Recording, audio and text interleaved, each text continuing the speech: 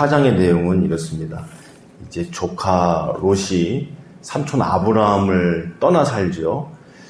그런데 소돔과 고모라 쪽으로 점점 가까이 가서 살더라. 이렇게 성경은 13장에 기록을 하고 있고, 남아있던 아브라함에게는 하나님께서 찾아오셔서 너가 눈을 들어서 동서남북을 다 봐라. 종과 행을 다 다녀봐라. 이것이 너의 땅이 될 거고, 너에게는 자손이 주어질 건데 그 후손들이 땅의 티끌처럼 될 것이다 라고 약속을 해주셨습니다.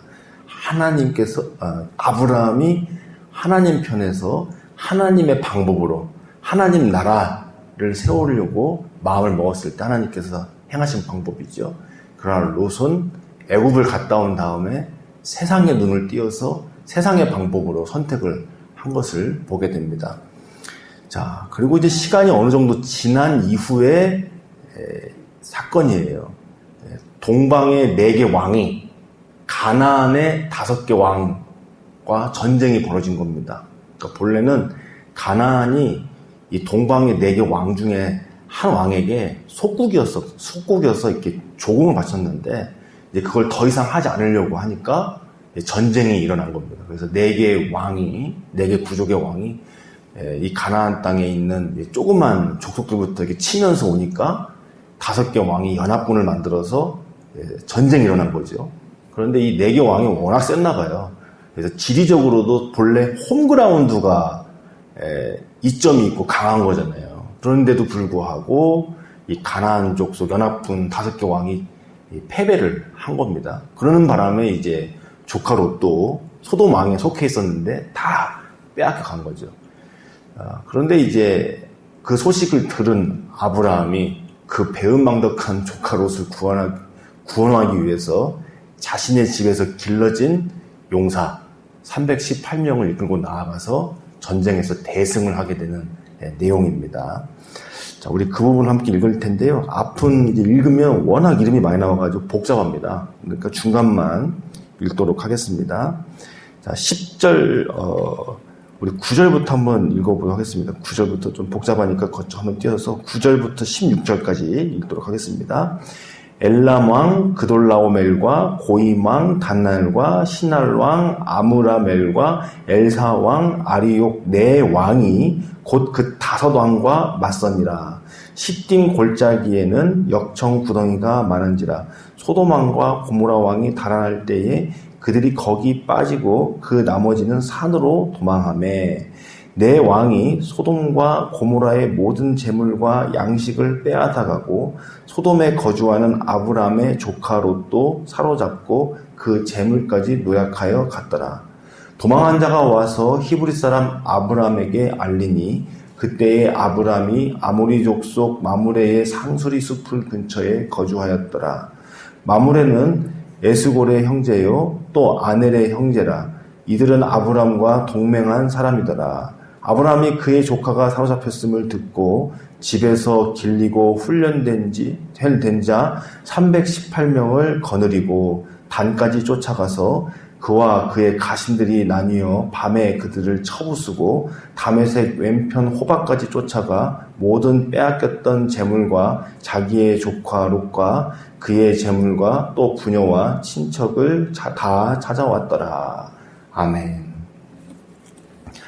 자, 이제 보통 이 부분을 이렇게 생각합니다. 조카 롯은 이 죄악에 빠진 사람을 이야기하고, 그럼에도 불구하고 이 조카 롯을 위해서 출전한 아브라함은 예수 그리스도를 예표한다. 이렇게 보편적으로 해석을 하곤 합니다. 그래서 이 부분, 이 조카 롯 같은 경우에는 정말 삼촌의 그늘 밑에서 그 은혜를 입으면서 살았던 사람인데, 애굽의 눈을 떠가지고 아브라함을 업신여기고 그 멀리 떠났던 모습을 보여주죠. 전형적인 가인의 모습이라고 할 수 있겠습니다. 하나님께서 기회를 주셔도 그 낯을 떠나서 자기의 성을 만들고 자기의 길을 갔던 그 가인의 전형이 결국엔 롯의 모습이 또 되는 거겠죠. 그럼에도 불구하고 아브라함은 하나님의 사람으로서 용서하고 또 사랑을 베풀고 심지어 구원하기 위해서 목숨을 걸고 참전을 하게 됩니다. 자, 우리가 이제 지난주에 이 세상 나라의 방식에 대해서 함께 살펴봤어요. 네피림이 왜 나오느냐, 니므롯이라는 거인이 왜 나오는가, 서로 싸우고 죽이고, 그래서 누군가는 왕이 되고 누군가는 종이 되는. 그래서 우리가 아브라함과 조카 롯의 이 사건도, 결국 서로 떠나게 하는 사건도, 본래는 이 세상 방식으로 보면은 이제 삼촌과 조카 사이가 없어지고 누군가는 종이 되고 누군가는 그 위에 주인이 되는 일이 된다는 거 있잖아요. 우리 뭐 수양대군 단종처럼, 수양대군 단종이 딱 삼촌과 조카이니까 아브라함과 조카 롯처럼 그렇게 될 모양새였는데, 아브라함이 하나님의 방법을 택했죠. 너와 나는 친족이다. 내 뼈 중에 뼈, 살 중에 살이다. 우리 다투지 말자, 싸우지 말자. 그래서 아브라함이 그것을 양보를 한 거 아닙니까? 그런데 뭐가 힘이 없어서도 아니고, 조카 롯이 어느덧 장성해가지고 조카 롯하고 잘못하면은 서로 피해가 막심하겠는데, 그래서 실리를 따져서 조카 롯에게 그렇게 양보를 한 것이 아니라, 오늘 내용을 보면 아브라함은 이미 어느 정도 큰 힘이 있었다는 걸 알 수가 있습니다. 그리고 이제 시간이 좀 어느 정도 지났을 때 아브라함은 더 큰 어떤 세력을 가지고 있었던 거예요. 자신의 집에서 318명이나 되는 용사가 있었다고 그랬어요. 길리고 훈련된. 이 길리고 훈련되라는 단어를 원어로 보면 이게 뭐냐면, 어디서 돈 주고 사온 게 아니에요. 자기 집에서 이게 낳기도 하고 만들어진 용사들이라는 거예요. 순수하게 아브라함 밑에서 키워진 용사들이라는 거예요, 그동안. 그러니까 어느덧 아브라함이 이렇게까지 커진 거예요. 하나님께서 약속대로 힘을 주셔서. 그래서 이 318명을 이끌고 나아가서 전장에 참여합니다. 그러니까 목숨 걸고 참여한 거죠. 왜냐면 여기서 지면 아브라함도 종이 될 수도 있는 거예요. 지금까지 다 쌓아온 것이 이 조카 롯 구원하려다가 다 무너져 버릴 수도 있는 거예요. 그럼에도 불구하고 조카 롯을 위해서 참전하는 이 아브라함의 모습. 이것이 우리를 위하여서 그 모든 것을 다 하늘 보좌를 내려놓으시고 생명을 다 내어주신 예수님을 예표하는 사건이라고 볼 수가 있는 거죠. 자, 오늘과 내일은 어떤 부분을 살펴볼 거냐면, 이제 17절부터 24절까지는 이제 내일 볼 건데, 이 전쟁에서 이기고 난 다음에 돌아오니까 멜기세덱이라는 하나님의 제사장, 이제 히브리서를 가보면 신비의 제사장으로 나와 있어요. 역시 이 멜기세덱 제사장도 신비의 제사장으로서 모든 대제사장과 레위인들의 말 그대로 영적인 조상격이 되는 건데, 이 사람에게 아브라함이 예물을 바치는 장면이 나오거든요. 이 부분도 매우 중요합니다. 하나님 앞에 예물을 바치는 가장 첫 번째 원형이에요. 전쟁에서 승리하여서 그 취한 전리품의 10분의 1을 드리는 원형이 나오는 부분인데, 이 부분은 내일 따로 좀 볼 수 있도록 하고요. 오늘은 어떤 부분을 보려고 하냐면, 오늘 이 318명을 이끌고 나갔습니다. 근데 성경에서 숫자를 기록하면 예사롭지 않은 거거든요. 이 318명이 뭘 뜻하는가? 몇 가지 주요 견해가 있는데, 그 중에서 가장 주요한 견해 한 가지를 오늘 살펴보자면, 이 히브리어 같은 경우에는 이 숫자값이라는 게 있어요. 게마트리라고 그래가지고 사람 이름을 이렇게 숫자로 정해가지고 합산해가지고 하는 그런 문학적 방식이 있어요. 근데 이 318명이 누구의 이름의 숫자값과 일치하냐면, 아브라함의 집에서 가장 충성된 종이었던 엘리에셀이라는 종이 있어요. 이 엘리에셀의 이름을 합치면 게마트리아로 히브리어 숫자값 합치는 그 방식으로 합쳐보면 318이 나온다는 거예요. 그래서 유대인의 랍비들은 이 318명이라는 용사가 실제로 그 318명일 수도 있고, 이 엘리에셀을 가리키는 것이다. 그러니까 아브라함의 아들 같은 종. 자, 그러니까 본래는 조카 롯이 아브라함에게 아들 같은 자였어요. 그래서 아브라함은 조카 롯에게 상속할 마음이 다 있었단 말이죠. 그런데 그 조카 롯이 아브라함을 떠나버린 거잖아요. 세상으로 나아가 버렸어요. 그런데 어느덧 세월이 지나서 그 조카 롯 대신에 이 엘리에셀이라는 사람이 그 집안의 가장 유력한 자로 성장해 있더라는 거예요. 자, 물론 하나님께서는 약속하셨죠. 아브라함의 실제 자손을 통해서 후손을 주겠다고. 아브라함의 씨앗을 통해서 자손을 주겠다고 하나님께서는 분명히 말씀하셨습니다. 그러니까 사실 롯도 아니고 이 엘리에셀도 아니었던 거예요. 둘 다 어떻게 보면. 그러나 각 롯과 엘리에셀이 가는 길은 완전히 달랐습니다. 심지어 롯은 아브라함의 혈족이었어요. 실제 혈족이었어요. 실제 조카였어요. 근데 엘리에셀은 실제 조카가 아니었어요. 물론 이제 어떤 전승에서는 또 다른 조카일 것이다 라는 부분도 있지만 그건 좀 희미하고, 엘리에셀은 사실 혈족도 아니었어요. 그런데 두 사람의 길이 완전히 달랐어요. 자, 결론적으로 조카 롯은 이렇게 삼촌이 가서 생명을 걸고 건져줘도 소돔이라는 땅에서 회개하고 나오질 않습니다. 그냥 그곳에서 계속 눌러 앉아서 살다가 나중에 하나님께서 소돔과 고모라 유황불로 심판하시잖아요. 그럴 때 다 잃고 그때 겨우겨우 딸 데리고 나와가지고 완전히 이제는 이 타락한 족속의 조상이 돼버리는 거죠. 이게 롯의 길이라면, 오늘 이 318명이 상징하고 있는 엘리에셀이라는 사람은 아브라함이 또 다르게 상속자로 생각했던 사람이에요. 그래서 이 엘리에셀에 대해서 오늘 살펴보려고 합니다. 왜 이렇게 주목하려고 하느냐? 오늘 전쟁에서 승리한 다음에 아브라함에게 두려움이 찾아왔어요. 막상 승리는 했는데, 그래서 멜기세덱에게도 하나님께서 내 생명을 건져주셨고 하나님께서 이 모든 승리를 주셨다는 고백으로 예물을 바치고 당당하게 소돔과 고모라 왕 앞에서도 이제는 왕대 왕으로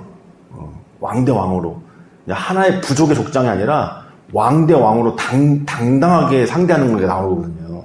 그러니까 이게 급이 올라간 거예요, 이제. 그런데 두려움이 찾아온 거예요. 전쟁에서 승리했고 하나님께 감사드렸고 이제 아브라함도 어느덧 주변 족속들이 무시 못하는 이미 왕대 왕이 된 상황에서 두려움이 찾아오더라는 겁니다. 근데 하나님이 아시니까 하나님께 찾아오신 거예요. 15장 1절과 3절까지 한번 읽어보겠습니다. 이 구절 때문에 오늘 엘리에셀을 좀 보려고 하는 거예요. 함께 있습니다. 이 후에 여호와의 말씀이 환상 중에 아브라함에게 임하여 이르시되 아브라함아 두려워하지 말라. 나는 내 방패요 너의 지극히 큰 상급이니라. 아브라함이 이르되 주 여호와여 무엇을 내게 주시려 하나이까? 나는 자식이 없사오니 나의 상속자는 이 다메섹 사람 엘리에셀이니이다. 아브라함이 또 이르되 주께서 내게 씨를 주지 아니하셨으니 내 집에서 길린 자가 내 상속자가 될 것이니이다. 아멘. 그러니까 이 사건 이후에 바로 딸려 나오는 사람이 엘리에셀이라는 거죠. 그러니까 아브라함 마음속에 내가 낳진 않았어도 우리 집에서 길려진 자. 그러니까 아브라함의 마음을 알고 아브라함과 함께 할 수 있는 사람. 그렇죠? 조카 롯은 혈족이었고 지금껏 함께 했지만 삼촌을 떠나버렸어요. 완전 다른 길을 간 거죠. 근데 엘리에셀은 이제 아브라함과 같은 마음, 같은 뜻. 그래서 자신의 족속을 물려줄 수도 있을 만큼. 그래서 이 318명의 용사를 이끌고 간 행동대장 같은 2인자 같은 자가 아마 엘리에셀이 아니었겠느냐. 충분히 유추가 가능하죠. 그래서 이 318명과 이 뒤에 나오는 나의 상속자는 엘리에셀입니다. 하나님 앞에 호소하듯이 좀 불평불만하듯이 나왔던 이 이름, 바로 이것 때문에 엘리에셀을 주목하려고 하는 겁니다. 자, 엘리에셀은 2인자예요. 이게 2인자병이 있죠. 사람들은. 왜냐하면 이게 하나님을 대적한 사탄 자체가 영적인 존재 중에서 어떻게 보면은 1인자였고 하나님은 항상 1인자시니까 2인자 아닙니까? 그런데 그것을 하나님께 대적해가지고 타락한 존재. 그러니까 이 사탄이 제일 싫어하는 말이 2인자라는 말이잖아요. 내가 왜 2인자야? 이게 사탄이 제일 싫어하는 표현이라고 합니다. 그러니까 이게 2인자병이 있어요. 부회장은 항상 회장 되고 싶어 하고, 부사장은 항상 사장 되고 싶어 하고. 그런 것처럼. 자, 그런데 롯은 그 2인자병에서 넘어진 거예요. 내가 3천만 못한 게 뭐가 있어. 이렇게 되다가. 그렇죠? 재산이 많아지니까 나도 어떻게 한번 해볼 수 있겠는데. 자, 엘리에셀은 어떻게 보면 그런 입장이었어요. 그런데 엘리에셀은 아브라함과 함께 했고, 또 생명을 걸고 전장에서 동고동락했고요. 어쩌면 아브라함 족속의 모든 것을 다 물려받을 수 있었던 사람인데 나중에 가보면 이삭이 태어나잖아요. 아브라함의 아들들이 태어납니다. 먼저는 이스마엘이 태어나고 이삭이 태어납니다. 그리고 이삭이 40살 되던 해에 아브라함이 엘리에셀을 보내서 이삭의 아내를 데리고 오게 합니다. 아브라함이 엘리에셀에게 위임하는 거예요. 너가 이렇게 하란이라는 곳에 가면 우리 족속이 있는데 거기에서 이삭의 며느리를 데리고 와라. 우리 족속에 이제 족장의 아내 될 사람을 너가 데리고 와라. 하나님께 인도하실 거다. 이렇게 하면서 엘리에셀을 보내게 됩니다. 바로 그런 인물입니다. 엘리에셀이. 그래서 이 엘리에셀은 평생 이 아브라함 족속 안에서 때로는 아들로서 때로는 상속자로 살았어요. 그런데 약속의 자녀 이삭이 태어났을 때 그 마음이 변질되지 않고 끝까지 그 아브라함 족속 안에서 자신의 위치를 잘 지켰던 인물입니다. 성경에 이것은 매우 중요한 부분인 거죠. 이 네피림의 세상 속에서 서로가 싸우고 서로 왕이 되고 종이 되고 하는 곳에서 오늘 이 왕들의 싸움이 일어난 것도 10몇 년간 조공을 바치던 족속들이 이제는 못 참아 하다가 전쟁이 난 거잖아요. 조카 롯도 삼촌과의 관계를 깨뜨리면서까지 그 어긋나는 걸 보게 되고, 근데 엘리에셀은 그러지 않았다. 엘리에셀과 비슷한 사람들이 성경에 좀 나옵니다. 예를 들면은 누가 그런 대표적인 예가 되냐면 다윗의 친구였던 요나단. 요나단은 아버지가 사울왕이었잖아요. 누가 봐도 사울왕 다음은 요나단이었어요. 그러니까 이스라엘의 두 번째 왕은, 정식 왕은 요나단이었어요. 그러나 하나님께서 다윗을 세우셨습니다. 아버지 사울은 그걸 인정을 못했어요. 하나님께서 다윗을 세우셨다는 걸 인정을 못해서 평생 다윗 시기 질투하고 죽이려다가 인생이 망해버렸는데, 그 사울왕의 아들이었던 요나단은 사실은 그 왕자가 자기 거였는데 다윗이 와서 뺏은 것처럼 생각할 수도 있잖아요. 그러나 다윗을 사랑을 했어요. 흠모를 했어요. 언제 흠모하게 됐느냐? 골리앗과 싸우면서 이기는 걸 보면서. 아무도 나가서 골리앗과 못 싸우는데 다윗이 나가서 하나님의 이름으로 이기는 걸 보면서, 그 네피림을, 니므롯을, 거인 종족을 이기는 걸 보면서 요나단이 인정하게 됐어요. 하나님이 세우셨구나. 다윗이 왕감이다. 그래서 요나단은 그때부터 2인자가 된 겁니다. 그 2인자 자리에서 만족을 하고 다윗을 사랑하고 다윗을 또 도와주고. 바로 엘리에셀이나 바로 요나단 같은 사람들. 그래서 성경에 보면은 우리가 좀 이해하지 못하는 부분들이 좀 나오죠. 하나님께서 애초에 어떻게 보면 사람의 운명을 정해놓은 것처럼 첫째는 이렇게 될 거고 둘째는 이렇게 될 거다. 태중에서부터 정한 장면이 나오잖아요. 우리가 그런 부분이 헷갈리는데, 헷갈릴 필요가 없는 것이 뭐냐면, 하나님께서 뭔가를 정하셨을 때는 그 정하신 것에 의문을 품는 것이 아니라 중요한 것은 그 정하신 것에 대한 태도예요. 그래서 1인자가 됐던 2인자가 됐건 3인자가 됐건 뭐 꼴찌가 됐건 그것보다 더 중요한 건 뭐냐면 그 자리에서 하나님을 신뢰하고 하나님 앞에 최선을 다하는가. 그럴 때 1인자 같은 2인자가 될 수도 있고요. 먼저 된 자가 나중되고 나중된 자가 먼저 될 수도 있는 겁니다. 우리가 요나단을 다윗만큼 기억하는 이유가 있는 거죠. 어떻게 보면 다윗보다 요나단의 영성을 우리가 더 높게 볼 때도 있습니다. 그런 것처럼 오늘 엘리에셀이라는 이 사람, 이인자였으나 롯의 길을 걷지 않았습니다. 아브라함이 아들처럼 생각을 했고 한때는 상속을 받을 수 있는 1순위였어요. 그러나 약속의 자녀 이삭이 등장했을 때는 또 그 집의 사원으로서 그 자리를 충성되게 또 이어져 가는 그런 모습을 보냅니다.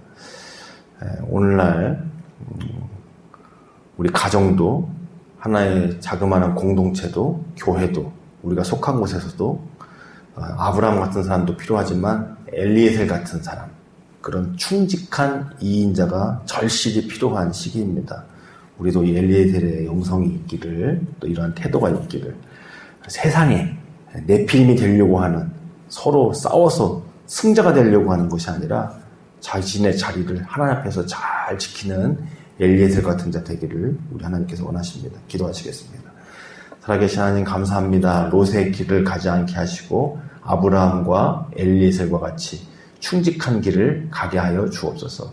하나님 살아계시오니 그 하나님의 섭리와 질서와 하나님의 권위를 인정하는 참된 믿음과 순종의 사람 되게 하여 주옵소서. 그리하여서 하나님 나라를 세우는 진정한 큰 자가 되게 하여 주시고 하나님께서 사용하시는 아름다운 인생 되게 하옵소서. 감사하며 예수님의 이름으로 기도드리옵나이다. 아멘. 기도하시겠습니다.